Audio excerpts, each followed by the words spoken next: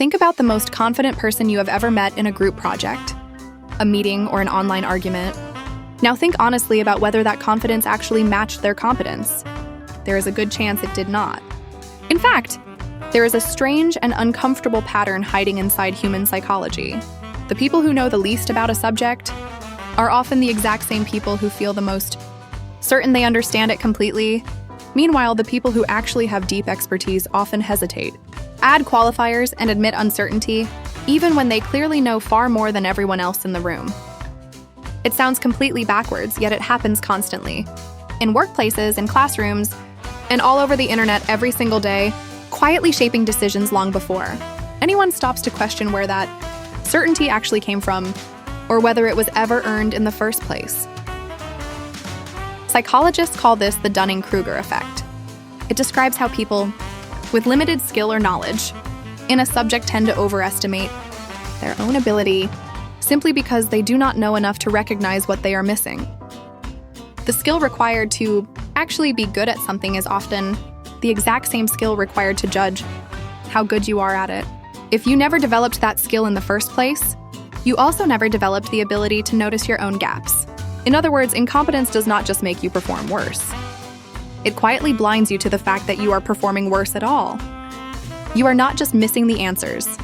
You are missing the awareness that there were harder questions you never even considered, which is exactly what makes this particular blind spot so difficult to notice from the inside. Researchers first demonstrated this by giving people tests on logic, grammar, and humor, and then asking each person to guess how well they had scored compared to everyone else. The results were striking. People who scored in the lowest percentiles consistently guessed they had performed above average, sometimes even near the top of the group. People who scored in the highest percentiles, on the other hand, often guessed they had performed only slightly above average, assuming that if a task felt easy to them, it probably felt just as easy to everyone else taking the same test. The lowest performers were confidently wrong. The highest performers were modestly wrong. Both groups misjudged themselves. But only one group misjudged themselves in a way that felt completely justified from the inside, which made that particular misjudgment far harder to ever correct on their own, since nothing inside their own experience ever signaled that a correction was even needed. This shows up constantly in everyday life. Someone who reads a handful of articles suddenly feels qualified to argue confidently with a doctor, a scientist, or an expert who spent years studying the subject. A new employee, just a few weeks into a job, sometimes feels certain they already understand it better than colleagues who have been there for a decade. A beginner driver often feels perfectly safe taking risks that a professional driver would immediately recognize as dangerous. In every one of these situations, the person is not lying or pretending.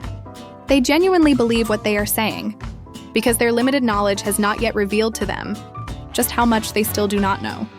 Confidence in these moments is not proof of competence. It is often simply proof of a knowledge gap the person cannot see, a gap that feels completely invisible from wherever they happen to be standing. Interestingly, this pattern does not stay the same forever. As someone actually starts learning more about a subject, their confidence often drops sharply, not because they became worse, but because they finally start noticing how complicated the subject truly is. This dip is sometimes so uncomfortable that people quit learning right at the exact moment their understanding was becoming more accurate. Only after pushing through that uncomfortable middle stage does confidence slowly begin climbing again, this time rebuilt on something much more solid than before.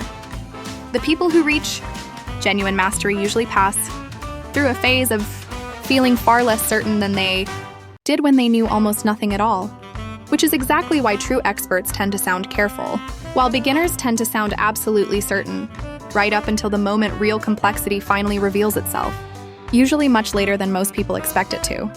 The way to protect yourself from this trap is surprisingly simple, even if it feels uncomfortable at first. Whenever you feel completely certain about something you only recently learned, pause and treat that certainty as a warning sign rather than proof you are right. Actively seek out people who know more than you and ask them what you might be missing, instead of only looking for people who will agree with you. Real expertise is usually quieter than it looks, and real confidence should grow slower than your curiosity does.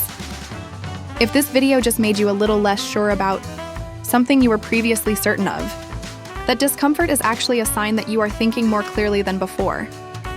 Subscribe for more dark psychology facts, because the most dangerous confidence is always the kind that never questions itself.